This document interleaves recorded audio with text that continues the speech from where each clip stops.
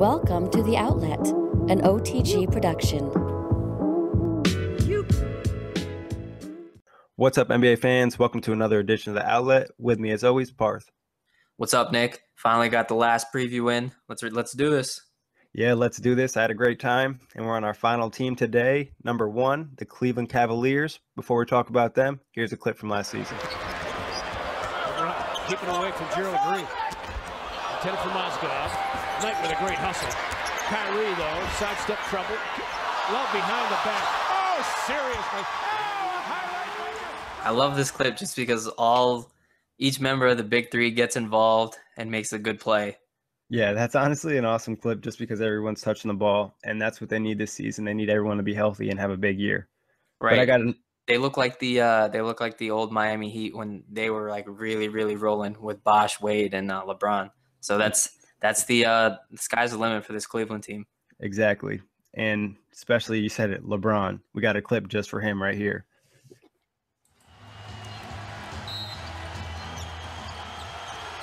James for the win.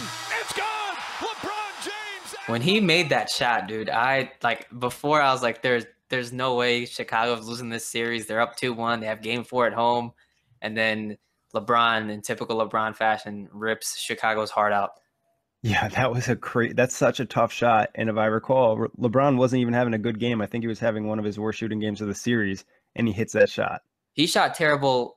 I mean, I don't – was his foot on the line for that? I'm not 100% sure, but we'll just call it a 3 just because it's far enough for me. But he shot terribly from the 3 the entire postseason, and then, of course, comes up clutch. So I don't want to hear that he doesn't have a clutch gene and all that nonsense that Skip Bayless always talks about.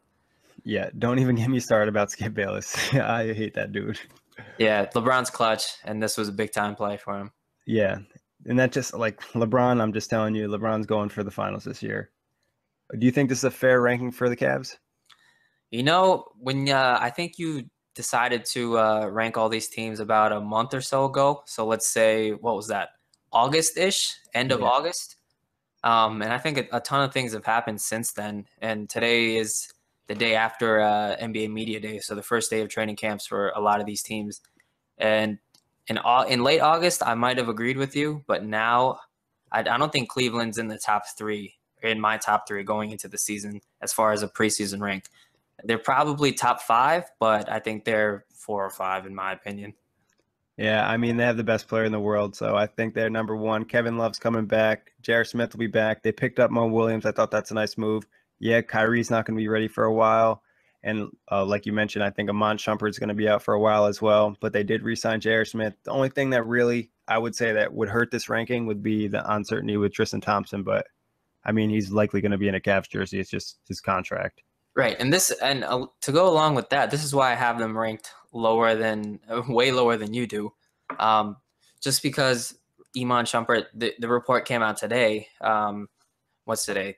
September 29th is when we're recording this. So the report came out today that he's going to be out 12 to 14 weeks with a wrist injury. That's 3 to 4 months. That's a long time. And then you don't know when Kevin Love is coming back. Is he going to be ready for the opener? Yeah, they said he's going to be ready for the opener. Okay. There were conflicting reports with Kyrie Irving. One saying that, hey, they're going to hold him out till about January. And then there's other reports that, hey, he's coming back way before then. So that's a bit of uncertainty. Tristan Thompson obviously hasn't re-signed yet. I think he'll end up playing, of course. I don't think he'll sit out the season or anything, but he'll end up playing. But LeBron also in media day yesterday was like, hey, we're going to pace ourselves this regular season. And so I don't think the Cleveland Cavaliers are worried about seeding at this point in the regular season because they know they can win on the road. They've proven it. They proved it before. And so I don't think they really are shooting for that or gunning for that number 1 spot in the East. I think they're just trying to get to the playoffs healthy and remain healthy throughout because I think they're the clear favorites to come out of the East. But as far as ending up with the top seed, I don't think it really matters. Yeah, I mean, I don't think they're really concerned with the top seed, and I don't have my ranking really based off of their exact seeding. It's more so that I think at the end of the day, the Cavs are going to walk away with the championship. That's fair. You know what I'm saying? Like, I know, like you mentioned all these injuries as well. Like, they might not end up with the best record, but at the end of the day, I think LeBron's going to take him to the championship and win. Yeah, I agree with that they're the clear favorite in the East for sure. But coming into the season, I think there are other teams that have less question marks than the Cleveland Cavaliers coming in. Of course, all those questions could be answered by the end of the season, and your number one ranking will stand true.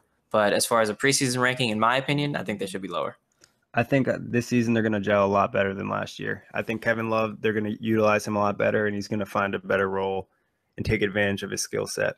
The crazy thing is, like, throughout the season last year, everyone was like, "Oh, Kevin Love sucks. Trade him. Shouldn't have traded Wiggins for him." All this other stuff, and you would have thought that during the playoffs we could have had that question answered, like, "Hey, is Kevin Love worth it?"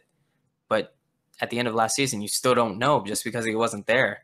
You can't say that, hey, they didn't win because of Love, or you can't, and they obviously didn't win the finals, and so that question still has to be answered. Hey, is the trio of Love, LeBron, and Kyrie good enough to win the championship? Yeah, I think this year they're going to really utilize him better, like I mentioned, just because I feel like at times they just had him stood at the three-point line. Kevin Love has a pretty nice game. He can handle the ball a little bit. He can make some great passes. I know he's one of the best outlet passers in the NBA, so I'm going to definitely keep an eye on him. But let's talk about key returners. Obviously, King James, Kevin Love, Kyrie Irving, J.R. Smith, Mozgov, Amon Shumpert, but he's injured, James Jones, and then we got Tristan Thompson we don't know about. So who do you like to have a big year? You know that I don't really know, dude. Like, this team is so good, and they could get they could really get contributions from anyone just because LeBron James will have the ball in his hands and he can make anyone look great. I think Mozgov is getting like $5 million this season, and he's a unrestricted free agent next year, so he'll be playing for a contract. So I think you'll see a lot of growth from Timothy Mozgov and a lot of solid play throughout the season. And this is his first actual training camp, and this will be his first full season with the Cavs. So expect him to have a big year, in my opinion. Yeah, he picked it up in the playoffs too, especially when everyone was injured. They relied on him a little bit more, and he showed up. So I agree with Mozgov could have a big year. And like I've been talking about Kevin Love a lot, I think he could have a big season this year. LeBron, I think, mentioned at Media Day that he was going to rely on Kevin Love to kind of give him more of a break this season. He needs it. LeBron's getting up there in age. The thing with LeBron, though, that I've noticed that no one really talks about is that a majority of media members say, oh, LeBron needs help from his supporting cast. He needs this, he needs that. But as a coach, when you have LeBron on the court, you obviously want to maximize his opportunities, and in turn, you minimize the opportunities of other players. So a lot of these other guys, if they had the volume, like, for example, Kevin Love had the volume and the role in Minnesota that made him a top 10 player in everyone's mind. I don't think that was a question. He was averaging 25 points, 15 rebounds at some points in his stint with Minnesota. Yeah, he was huge.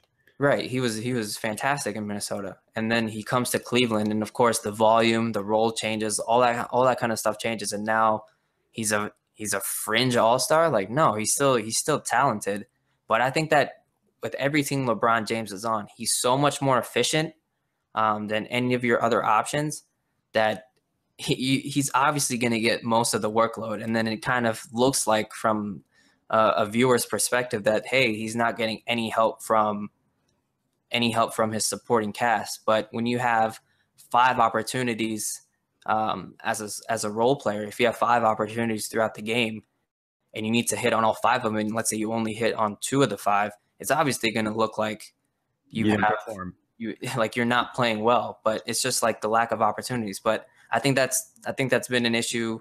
I wouldn't say an issue, but I think that's been something that will follow LeBron James for the rest of his career until he's not able to be more efficient than any other player on the court.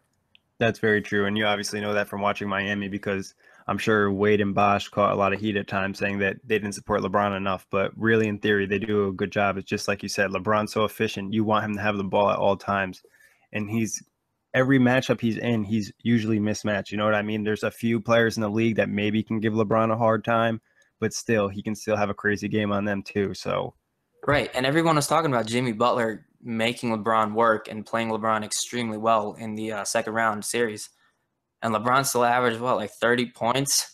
Like Yes, he still put up his numbers, although it wasn't as efficient as you normally see LeBron doing all that stuff. But like the dude is getting his numbers regardless. It's how difficult can you make it for him? exactly. So, like we said, you're not going to stop LeBron. You can slow him down maybe, but you're not going to stop him. Let's talk about offseason moves. The Cavs obviously didn't have a lot of cap room because they re-signed all their guys, but they added Richard Jefferson and Mo Williams, also Sasha Khan, and they didn't really lose anyone crazy. They lost Hayward, Marion, Miller, Perkins. What moves do you like from the Cavs? Love the Mo Williams pickup. Love the Mo Williams pickup. You can't have Dellavedova playing major minutes in the postseason. You saw what happened. Credit to him. He played well. I do love his game just because it's scrappy. Like for a lot of people just like the normal public, that if we were trying to make the NBA, we would have to play like Matthew Dellavedova, scrappy. Just because not everyone is as skilled as a Kyrie Irving or LeBron James. You have to find a way to make it in the league. And props to Matthew Dellavedova for doing that. He earned a role. He earned a contract. So props to him. But with all that being said, Mo Williams is a better player. Not better defensively, just because Dellavedova does some things well defensively that Mo Williams just doesn't want to do or isn't able to do. But I think having him playing the backup role to Kyrie Irving will definitely help. And he's played with LeBron before, so he knows what to expect. He knows what his role will be. He can shoot the ball a lot better than Delly. And so I think he'll be a good backup to an injury-prone Kyrie Irving. Yeah, Mo Williams obviously could have probably got more money elsewhere, but he came here to win. Like you said, he played with LeBron before. The Cavs could have used him a lot in the finals when they had no extra scoring punch. I don't know if you remember, he got traded to the Hornets last year, and he pretty much saved them for a stretch when Kemba Walker was out. He was just lighting it up. So I really like the addition of Mo Williams as well. I also don't mind the addition of Richard Jefferson. I mean, obviously Richard Jefferson isn't like a game-changing player anymore, but he just gives him some nice solid depth on the bench. Right, he'll play that Mike Miller, Sean Marion role. And Sean Marion started at the beginning of last season, if you remember that, which is crazy to think about because his minutes were completely gone by the end of the season. You forgot he was even in the league. And so was his game. Right, yeah. I think he retired, so props on a great career, the Matrix. And that unique shot. Never forget that. Dude. I don't know how that was not changed. But he made his shots though, which is crazy. Especially when he was on Phoenix for a while, he was shooting a pretty good percentage. So, I don't know. That's just a crazy shot. Dude, that's how you know when you're a special player. Like, Sean Marion was special when he was with Phoenix.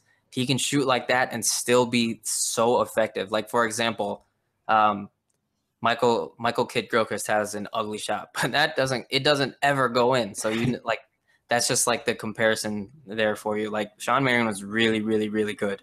Yeah, he had a great all-around game. That's what I really liked about him. But any moves you don't like from the Cavs? As far as getting rid of people, we all know what happened to LeBron when the Miami Heat amnestied Mike Miller. He didn't like it at all. But back then, Mike Miller gave LeBron a little bit more than what he was able to give him last season. Mike Miller is definitely on it. He's been on his last legs ever since he got to Miami. I'm a Heat fan. I'm sure you guys all know by now. And the one thing that was kind of ironic is that Mike Miller, throughout his time with Miami, was probably the most injury-prone, unhealthy player on the roster. And then that's saying something when you have Dwayne Wade on the roster, who I feel like was hurt all the time, even though he toughed through it and played well a lot of the times. But as soon as they amnestied Miller and he ended up in Memphis, he basically played like 70-plus games that season.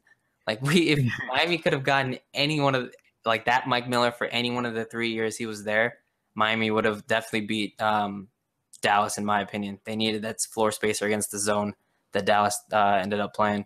Yeah, exactly. And Mike Miller definitely is always injured, and it was funny, like you said.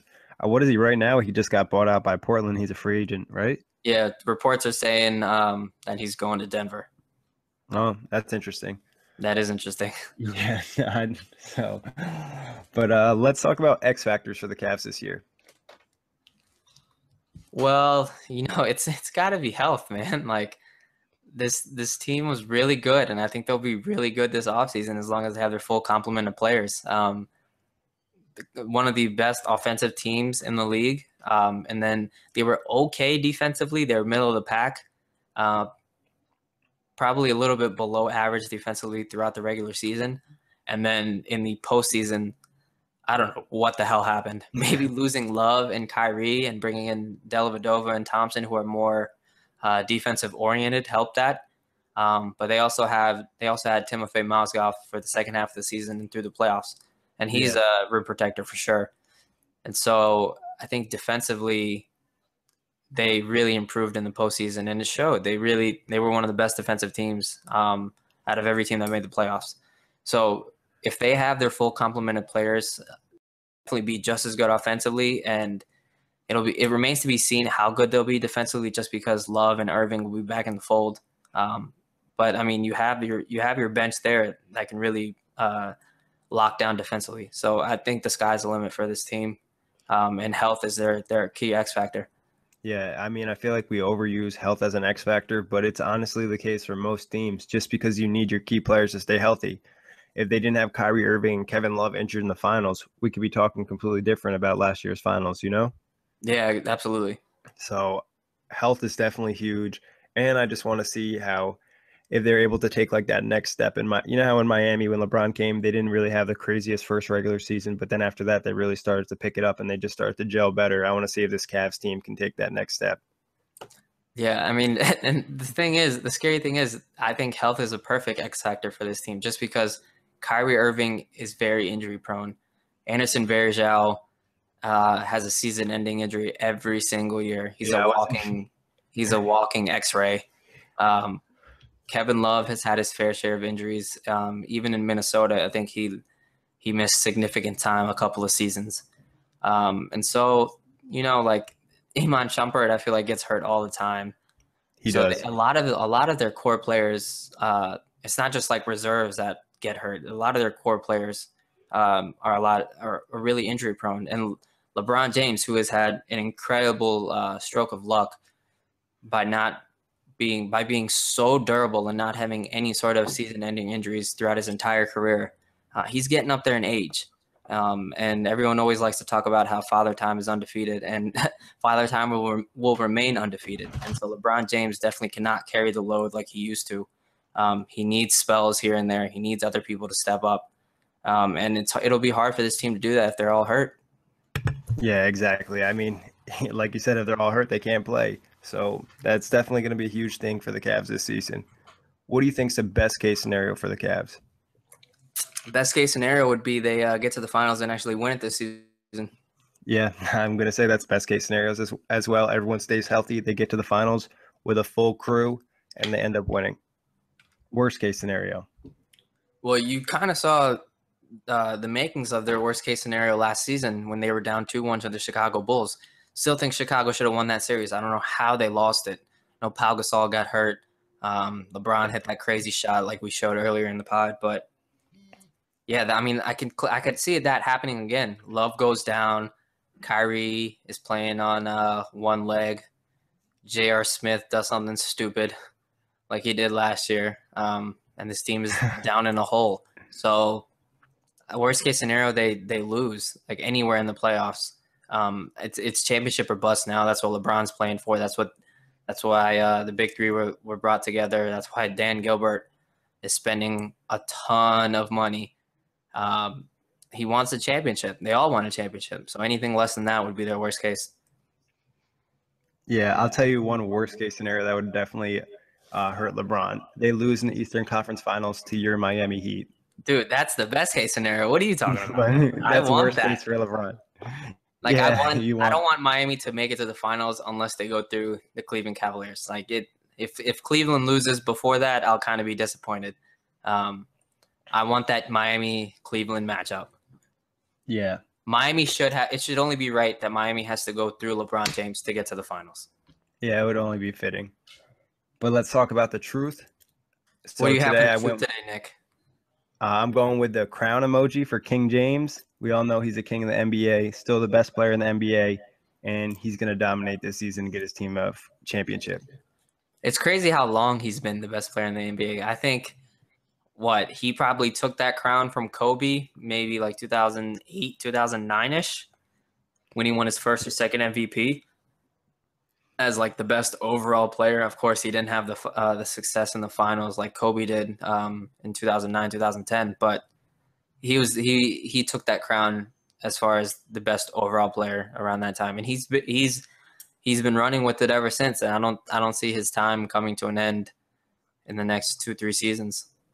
Yeah, I mean, he's got some guys getting close, but I still, like you said, next 2-3 seasons, I still think it's LeBron's for the taking. The only one that has a chance is Durant. Anthony Very Davis true. is not there yet. He's an incredible player, but in my opinion, you have to win one playoff game before you're considered. Just not even a series, just win one playoff game. And then Yeah, I mean, I'm saying at least in the a series or conversation. two. I'm saying maybe he needs to win like a series or two before he even gets in the conversation, just because LeBron did some crazy stuff when the Cavs and put those teams like on his back to just win a series. Right. So that's the next step for AD, though. Yeah, very true. He's definitely has the potential because he keeps adding to his game, and he's just needs to stay healthy. But let's talk about the Cavs. You gonna watch them on League Pass? Well, they, just like the Golden State Warriors, are the biggest draw nowadays, and they have 25 nationally televised games. I will say that I was a little hurt when LeBron left Miami to go back to Cleveland, but I think for him and for storylines throughout the league, it was worth it, because that atmosphere, the first game back against the Knicks was incredible. The intro was incredible. Watching all of that was really like, it was really interesting to watch, and I enjoyed watching it, even though in my head I was like, damn, he should be in Miami. He shouldn't have left. Whatever. But yeah, that's a tough one. Yeah, it's funny that they proceeded to lose against the Knicks of all teams that night. But I mean, they're a fun watch. They're really good offensively. They'll be really good defensively if everyone can stay healthy and Love and Kyrie up their defense a little bit.